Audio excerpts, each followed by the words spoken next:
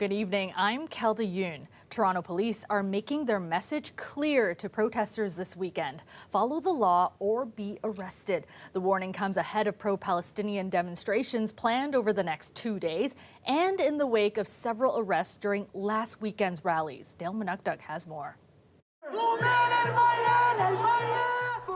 After more than 6 months of protest, the Toronto police wanted to express clearly that the force respects people's charter rights to assembly and expression. I'm also here to tell people that if they're going to break the law, if they're going to assault our police officers or assault our police horses, there will be consequences and people will be arrested.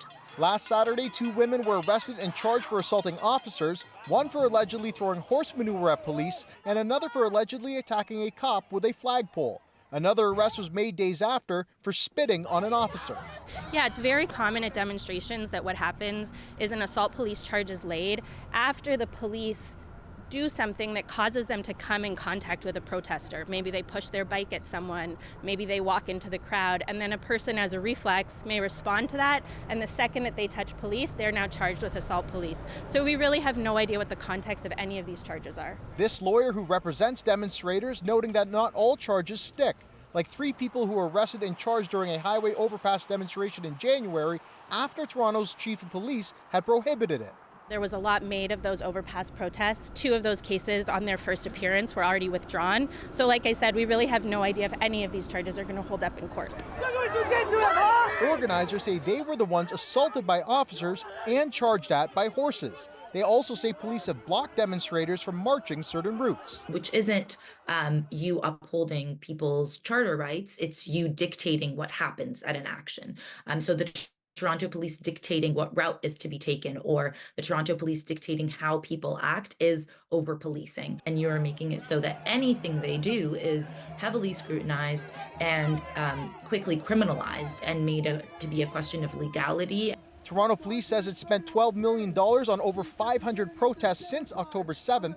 That figure includes officer salaries and overtime. The students, united, will never be defeated. Organizers are concerned that their message is getting lost, that Canada is supporting Israel's military, which has killed more than 30,000 Palestinians. Those are the facts. And when we keep talking about what street people are walking in to say we're against this genocide, we kind of lose the plot a little bit. Yesterday, 6 Toronto councillors issued a joint statement in which they've heard from residents that they are fearful to exercise their freedom of assembly, freedom of expression, or attendance at large demonstrations. Now today, Chief Myron Demkew responding directly to that letter saying police will uphold people's charter rights, but if anyone's behavior crosses the line into criminality, that police will enforce the law. Dale Manukduk, CBC News, Toronto.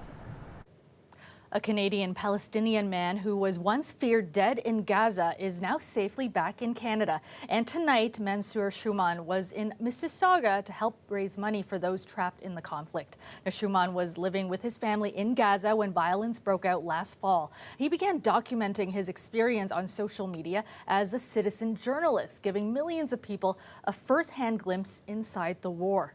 Tyler Cheese sat down with Shuman to hear more about what he went through. It was terrible, it was horrible, and I do not know how we made it out of there alive. We were going from house to house, trying to feed off whatever we can find, trying to purify water using very basic methods, try to drink water. In mid-January, Mansur Shuman's contacts in Canada raised the alarm that the citizen journalist hadn't been heard from in weeks. Shuman says he was on the run from the Israeli Defense Forces during that time. On one morning, I had went to look after one of the charity projects that we were working on that was funded by people from around the world. We had erected 30 tents and we're working on increasing that to 100 tents to house the displaced civilians in the west side of Khan Yunis, which was at that time a safe area. However, when we reached that area, for the first time ever, the Israeli forces had made a 180-degree turn from the south, from the west, around Khan Yunis, and started attacking Khan Yunis refugee camp, where Tent City was for the first time since the beginning of the war. And because of that surprise attack, we were shocked to see quadcopters, drones, snipers going and shooting people from buildings, Merkavas, and we had to make a run for it inside the city of Khan Yunis, inside the refugee camp.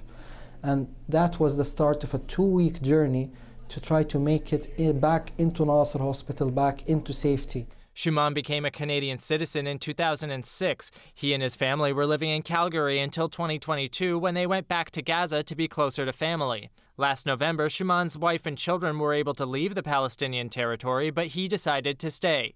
And we all needed to sacrifice in order to ensure that the cause of the Palestinian people and the values that they were striving for need to be realized. And as an able man, I thought that even if I'm just stay and help remove rubble and donate my blood, that would be more than enough to ensure that I'm able to help and add some value. Why was it important for you to document what was going on? To try and tell the truth about what was happening. It started with TV, radio, newspapers worldwide, then it went into social media. A friend told me, Mansur, you also need to be on social media, on TikTok, on Instagram. And in the beginning I was like, isn't that where people just waste time and twerk? And they said, no, those same people, that same demographic is now saying Free Palestine, and they want to learn more about what's happening. And they showed me clips of me talking that had over 1 million views. So I thought that in parallel with the work we were doing on a voluntary basis with international stations, we can also do that on social media. And that was when my journey started with different volunteers on different platforms. I know you're still in contact with some people on the ground in Gaza right now. What's the latest they've been telling you? The situation from a materialistic perspective, from a food availability, in terms of safety, it's getting worse every day. And people who already lost a lot of weight, when I see their pictures and their videos, they even lost more. They're down to their bare bones right now. And the situation is very crucial right now, I think. Everyone is calling for a permanent ceasefire, for trucks to reach the north as soon as possible, for there to be a no-fly zone over Gaza Strip. So what needs to happen now? Where do we go from here? So what needs to happen now is that countries like Canada ensure that a permanent ceasefire happens right now, and that hostages from both sides, get exchanged. We have over 7,000 Palestinians that are political prisoners in Israeli jails. Both hostages are being released at the same time. That aid reaches everywhere, in the north, in the middle region, in the south. Borders are open for the thousands of trucks outside. He's also advocating for a free and independent Palestinian state and says he will continue to tell the story of Palestinians until a resolution is reached. Tyler Cheese, CBC News, Toronto.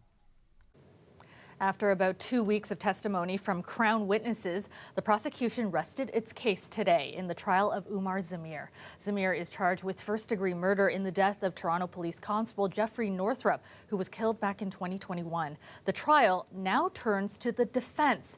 Greg Ross spoke with a criminal defense lawyer about what we've heard in the trial so far. As part of the Crown's case, we've heard from other police officers who were on scene that night, other people who were in the parking garage, and even Umar Zamir's own wife.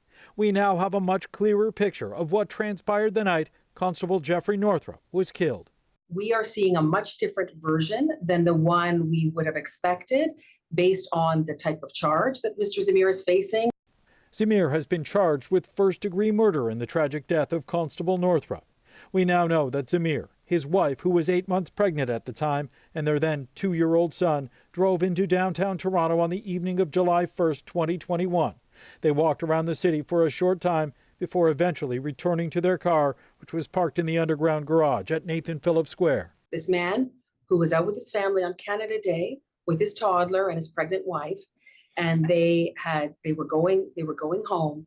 On their way back to their car, they passed a shirtless man who was bleeding from his abdomen, believed to be the victim of a stabbing that police were called to investigate. When they eventually arrived back at their car, they were approached by a man and a woman who we now know were Jeffrey Northrup and his partner, Sergeant Lisa Forbes.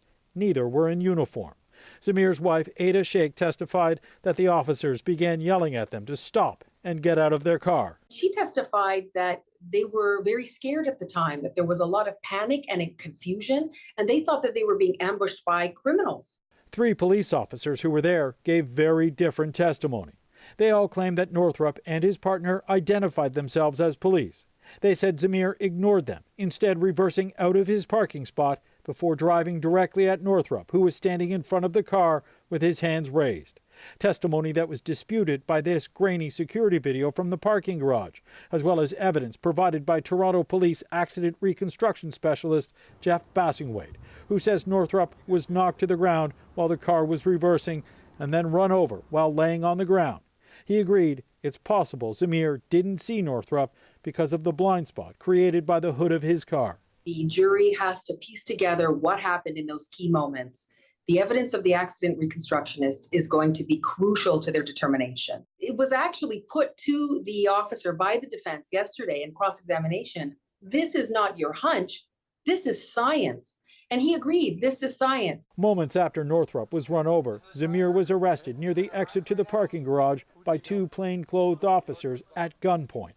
In that chaotic moment, two other vehicles that were also at the exit smashed through the gate to escape.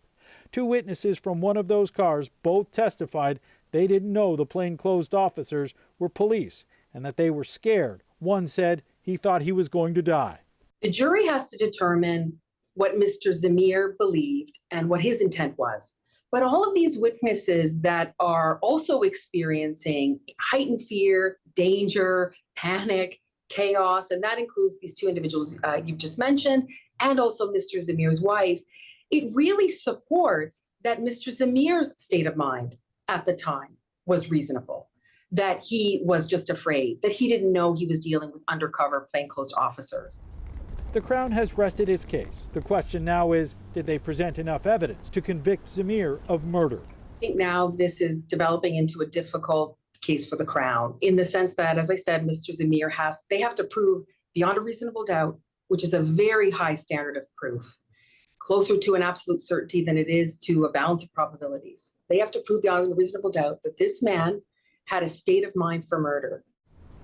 The defense called its first witness this morning. The trial is expected to resume on Monday. Greg Ross, CBC News, Toronto. Welcome back. A couple who own a multi-million-dollar home in Midtown Toronto are asking the city to drop the house's heritage designation. The reason? They say the man who originally owned the century-old property held racist and anti-immigration views. Ryan Patrick Jones reports. This home in Toronto's Summerhill neighborhood sold for $5 million in 2022. It was bought by fertility doctor Arnold Mahason and his entrepreneur wife, Roxanne Earl, who reality TV viewers may recognize from The Real Housewives of Toronto. I've been a good wife this year. Earl says the couple want to change the home's steep stairway, but they didn't know as a home with heritage status, they would need city approval before renovating. They were also surprised to learn one of the reasons for the designation was its original owner. We found out that our home was the Caldecott House, which was celebrating somebody who was completely anti-immigration. And so for us, that just didn't sit right with us. The house was built in 1906 for Stapleton Caldecott. He was an international trade expert and a Toronto Board of Trade president. A report prepared for the family by a historian points out that Caldecott held restrictive views on immigration, favoring British or Scandinavian immigrants, and saw education as a vehicle for assimilation. Okay, well, thanks a lot for hearing us here. The couple tried to have the designation repealed. They say it was approved too quickly, and a closer look would have revealed Caldecott's views. Stapleton Caldecott would have been appalled by us living in the house he commissioned. The historical record shows he attempted to block people like us ever entering the country. We are new to Summerhill. I'm a first-generation immigrant to Toronto. I'm Sri Lankan. My wife is Pakistani. But the Preservation Board decided to maintain the designation. I'm not sure we're going to get it right no matter which way we vote on this one. Instead, they voted to remove all references to Caldecott from city documents explaining the house's significance. This member of the board says the connection to Caldecott is just one of many reasons for the property's heritage status. There are 3 or 4 other criteria that were met, including contextual and design value. It's a 1906 arts and crafts style house designed by very noted Canadian architect Eden Smith. But that decision isn't sitting well with the family. My issue that I take is that I've done great work in this city, and yet I've worked so hard to earn a home like this, and yet still I have to be racialized by living in a home that is celebrating something that is so anti what my husband and I are. Earl says the couple will keep fighting to remove the heritage designation. The question goes to City Council for a final vote this month. Ryan Patrick Jones, CBC News, Toronto. Festival season will soon be upon us, but for many organizers, it hasn't been easy. Many of Toronto's festivals are having a hard time bouncing back from the pandemic. For some, it will be yet another year of having to scale back or canceling the event altogether.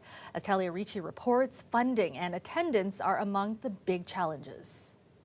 It's Ontario's largest theatre and performance festival, showcasing acts that push the boundaries of traditional theatre. But this year, Toronto Fringe Festival is forced to cut back. So last year, our Fringe Festival saw about 100 shows, and this year we're presenting 80 across the city. So we know that people want to get involved. We know that there is room and appetite for us to expand again and come back into that 100 plus shows. But what we need right now is the funding to be able to subsidize that many shows. Fringe isn't alone. Toronto has always been a city of festivals, but many continue to struggle even 2 years into the pandemic recovery. We're really looking this year to re-engage some of the folks who we lost during the pandemic. We're seeing across the sector that the way people come out has changed. Rising costs, a lack of funding, and changing audience habits are among the challenges. This year, Just for Laughs and Taste of the Danforths made a decision to completely cancel their festivals. You know, I think over the last 2 years, a number of festivals had to really look inwards at themselves and at their audience, and you know, in a lot of instances has started from the grassroots again to build everything up from, you know, volunteer bases, audience, and everything else. In the meantime, I think it's really a call to action for us who live in this city. Get out there, support our arts and culture, you know, support the festivals, the museums, the theater, all of these things that make our city so wonderful. Meanwhile, the Toronto Jazz Festival says it's also making some small changes as it adapts to new financial realities. It's figuring out how to support the most musicians while being fiscally responsible. We really recognize the role that we play in being a community gathering point, not just for jazz lovers, but for music lovers across the city. It's really important to us to create that gathering point with so many free concerts as well. And it's that joy of coming together that the Toronto Fringe Festival hopes to remind people of too. We want to learn again, relearn how to connect with people and with community and feel like we belong in these spaces, because we do. Talia Ricci, CBC News, Toronto.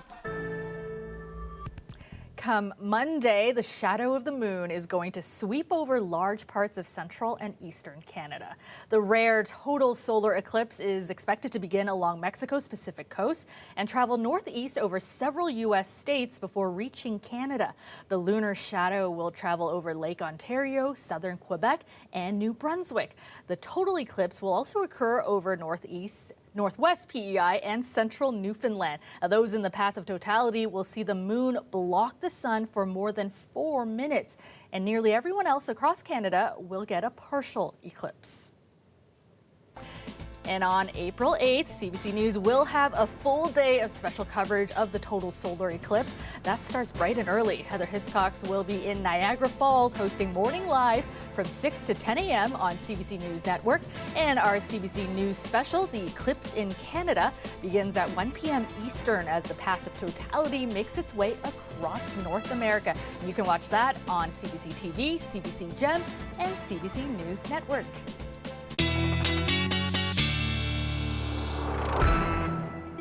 And this is a live shot of Toronto tonight.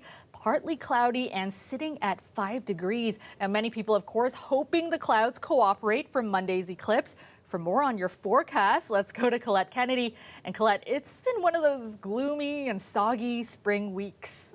Yeah, Kelda, I guess we've all been pretty patient. I mean, we haven't exactly had a choice in the matter, but dealing with this same weather pattern for days, like through most of this week, we've had it in place. And finally, we get to break out of it into the weekend. So today, there were a few sunny breaks. I know they were a little hard to come by, a few early this morning, and then we saw a few more of them breaking out into the afternoon hours to go along with these temperatures, which mostly meant we had some isolated showers, but there were were still enough colder air around that we had some isolated flurries out there as well. And overnight tonight for Toronto, 2 degrees. We will have the cloudy conditions with an isolated flurry, not totally out of the question, but there's just not much left as we get farther and farther away from this thing. And then cloud cover tomorrow morning, but by afternoon we break out into more sunshine, 9 degrees the high. There will still be that breeze out of the northwest though, so do be aware of that, and that's going to feel slightly cooler. And for Windsor, how about 2 degrees tonight? Again, a few isolated, kind of mixing like flurry to isolated shower, but look at this, the payoff. Tomorrow, 12 degrees. Again, with some cloud cover in the morning, kind of variable skies, and then more sunshine later on in the day. So that counterclockwise rotation around this area of low pressure, even though the center of it is off, well, past the coastline there towards just south of the Maritimes, is still getting that wrap around, and that's why we have a lot of the cloud cover, but even the little bit of precipitation that's been left. By tomorrow morning, you're still seeing some of those clouds. They will be breaking up and breaking up further, really decreasing as we go into the afternoon, and eventually that's going to come into eastern Ontario, taking a little more time, so a few showers there towards Kingston, towards the nation's capital. Sunday looking good, though. The next system will be approaching, however, and of course Monday is Eclipse Day, and so this is very important to look at. I've got 2 models that I've kind of put together here. Yes, there is a slight chance, keeping in mind still a few days out, for some showers into southwestern Ontario on Monday, but I've kind of blended these together, and as we get to 3 o'clock, sort of prime time here, yes, some variable cloud southwest, some cloud cover certainly around the Golden Horseshoe towards eastern Ontario, but it should, if it stays as high cloud, still be stuff that we can see through, all right, and see that eclipse. 9 tomorrow for the high, Sunday 10 degrees with sunshine, 8 on Monday, and then the next set of showers roll back in for Tuesday, Wednesday, Kilda. All right, thanks so much, Colette.